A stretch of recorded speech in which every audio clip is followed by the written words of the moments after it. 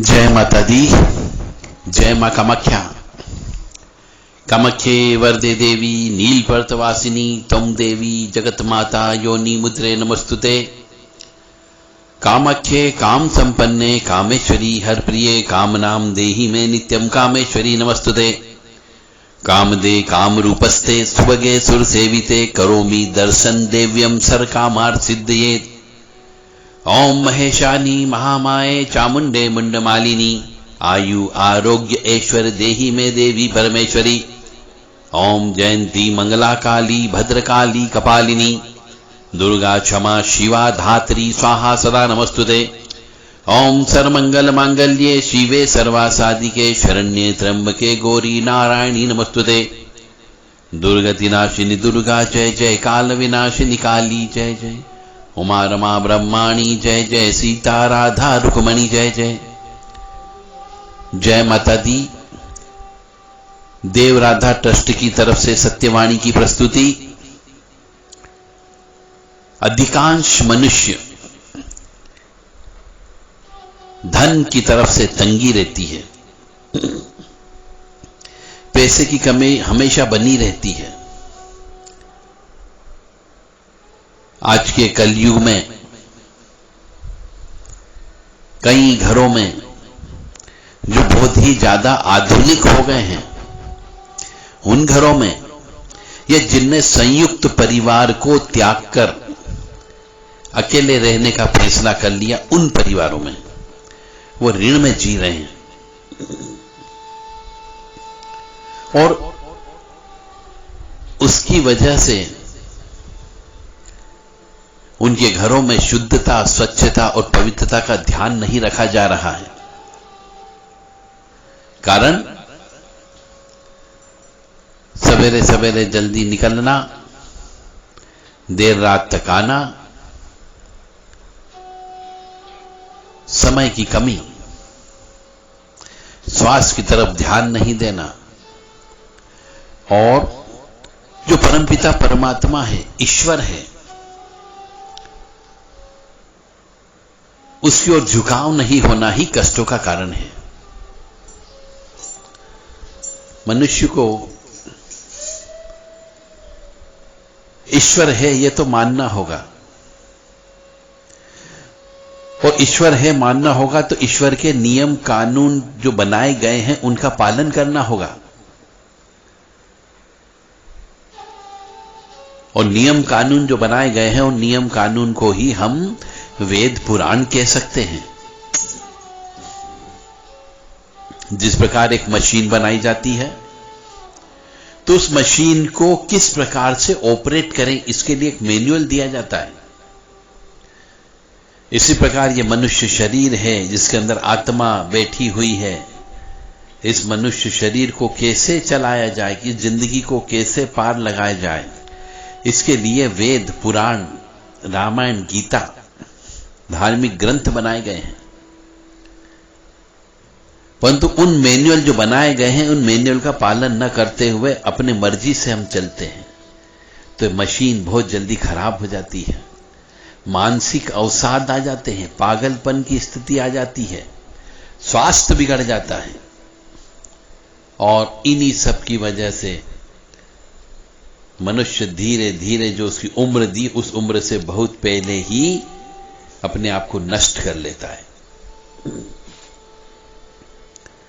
तो घर में सुख शांति नहीं होने का कारण, सबसे पहला कारण यह है कि घर के अंदर जो भी स्त्री मासिक धर्म से होती है, अशुद्ध अवस्था में होती है, एमसी पीरियड से होती है, रजस्वला से होती है, अस्वच्छ होती है, उस अवस्था में घर के अंदर जो रसोई घर होता है उसमें जाकर के भोजन बनाना और उस भोजन को सभी व्यक्तियों को खिलाना और घर आए हुए मेहमान को खिलाना या फिर किसी साधु संत को खिलाना, ये सबसे बड़ा दोष होता है जिसकी वजह से मनुष्य कंगाल हो जाता है।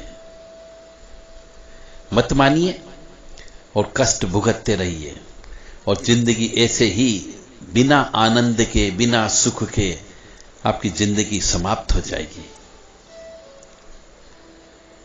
पुराने जमाने के मनुष्य सुखी इसी वजह से रहते थे कि वो इसका बहुत कड़ाई से पालन करते थे, और आज के जमाने में इसको बहुत हल्के में ले लिया जाता है।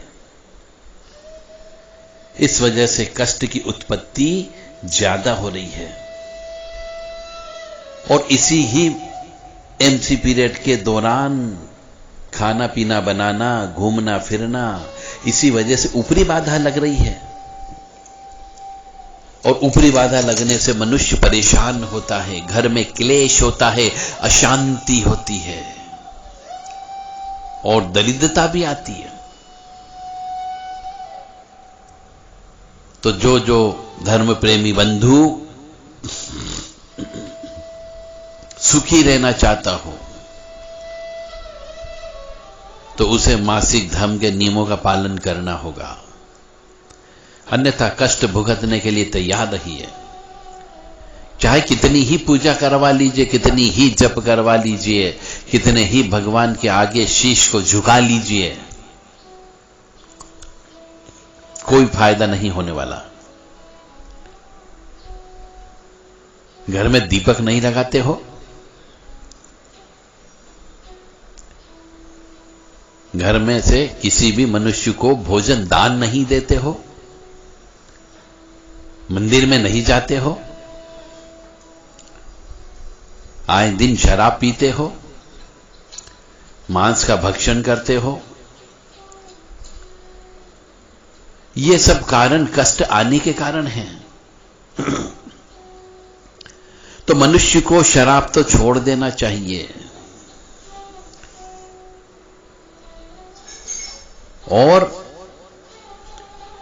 अशुद्ध अवस्था में, स्त्री के अशुद्ध अवस्था में, मासिक धर्म की अवस्था में, रजस्वला अवस्था में भोजन नहीं बनवाना चाहिए। उस अवस्था में जो लक्ष्मी होती है, झाड़ू, क्योंकि अपन देखते हैं महालक्ष्मी के दिन, दिवाली के दिन झाड़ू की पूजा होती है। वो झाड़ू जो है लक्ष्मी का काम करती है, क्योंकि घर की दरिद्रता को दूर करती है। उस लक्ष्मी को भी हाथ नहीं लगाना चाहिए। और घर के रसोई घर में मां अन्नपूर्णा का वास होता है, और जहां पे मां अन्नपूर्णा का वास होता है वहां पे सुख, समृद्धि, शांति होती है। और जहां पर अशुद्धता आ जाती, वहां पे अन्नपूर्णा घर छोड़ के चली जाती है। और जब अन्नपूर्णा घर छोड़ के चली गई तो लक्ष्मी जी भी घर छोड़ के चली जाती है। जब ये दोनों बहनें घर छोड़ के चली जाती है तो घर के अंदर अशांति आ जाती है, बरकत नहीं होती है, क्लेश होता है, एक दूसरे के ऊपर पति पत्नी आरोप प्रत्यारोप लगाते हैं, और कई कई बार तो एक दूसरे के ऊपर हाथ उठा लेते हैं। और भी मैंने देखा है कि स्त्री अपने ही पति के ऊपर तंत्र विद्या भी करवाती है। एक स्त्री का मालिक उसका पति होता है, क्योंकि स्त्री को उसका माता पिता उसको कन्या दान स्वरूप उस मनुष्य के हाथ में देता है कि ये मैंने तेरे को दे दी, विधि विधान से संकल्प लेकर के अग्नि के समक्ष। तो एक स्त्री यदि अपने पति के ऊपर हाथ उठाती हो, या फिर पति से बार बार ऊंची आवाज में बात करती हो, या फिर उसका कहना नहीं मानती हो, अपनी मर्जी से घर चलाती हो, तो फिर ये मान करके चलें, निश्चित तौर से घर के अंदर अशांति होगी ही होगी। और जब अशांति होगी तो घर के अंदर क्लेश होगा, झगड़ा होगा, उद्दंडता होगी, और घर की सब सुख, चैन, शांति, आनंद सब घर से बाहर चले जाएंगे। इसलिए इन नियमों का पालन करें और सुखी समृद्ध जीवन व्यतीत करें। रोजाना गाय को रोटी अवश्य खिलाएं, कुत्ते को रोटी अवश्य खिलाएं, कबूतर पक्षी वगैरह हो तो उनको दाना चुगाएं, चींटी जहां हो उनको कसार खिलाएं। और आए हुए कोई भी भिखारी हो उसको अन्न का दान अवश्य दें। यदि आपके घर के आसपास या शहर में कोई नदी तालाब हो तो वहां मछलियों को आटे की गोली खिलाएं। यही आपकी सुख, समृद्धि, शांति, निरोगी रहने के उपाय हैं। ये उपाय करें, सुखी रहें, स्वस्थ रहें, समृद्धशाली रहें। यदि आप अपने कुल देवी देवता की पूजा नहीं करते हो, यदि आप अपने पितरों के निमित्त अमावस्या के दिन कोई भी दान दक्षिणा नहीं निकालते हो, तो निश्चित तौर से मान के चले आप सुखी नहीं रह सकते, चाहे इन नियमों का पालन करते हो तो भी।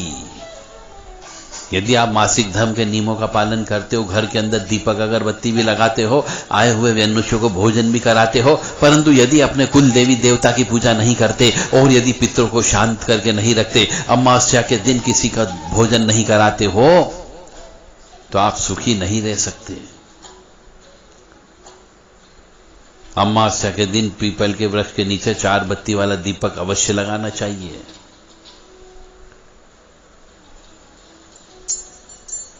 अमावस्या के दिन घर के अंदर नमक के पानी का पोंछा लगाना चाहिए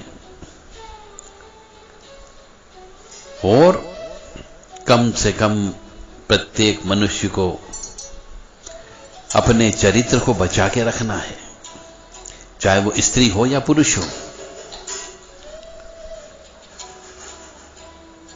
यदि कोई मनुष्य घर के अंदर शराब पी करके आता है तो मान के चले घर के अंदर नकारात्मक ऊर्जा अवश्य होगी, और जब नकारात्मक ऊर्जा धीरे धीरे प्रवेश हो जाती है तो घर के अंदर की अच्छी शक्तियां सब घर छोड़ के बाहर चली जाती है। फिर आपके यहां पे प्रेतों का साया हो जाता है, ऊपरी बाधाओं का साया हो जाता है। आसपास मरने वाले, आत्महत्या करने वाले, फांसी लगाने वाले, जल करके मरने वाले, ऊपर से कूद करके मरने वाले, ऐसी अतृप्त आत्माएं जो तड़प तड़प करके मरती है, वो आत्माएं आपके घर के अंदर आ जाती है। और जब ये आत्मा आ जाती है तो ये फिर अपने परिवार के किसी न किसी सदस्य की मौत अवश्य लेती है। फिर आप चक्कर लगाओगे, तांत्रिकों के चक्कर लगाओगे, अघोरियों के चक्कर लगाओगे, वो आपको लूटेगा। आप उनके पास जाओगे तो वो एक चीज निकाल देगा, 4 चीज आपके पीछे छोड़ देगा। कि आप बार बार उनके पास जाओ, उनको पैसे देते रहो, उतारे करवाते रहो, पूजा पाठ करवाते रहो, और उसका जीवन चलता रहेगा और आपके पैसे डूबते रहेंगे। 80% अघोरी या ओघड़ यही काम कर रहे हैं।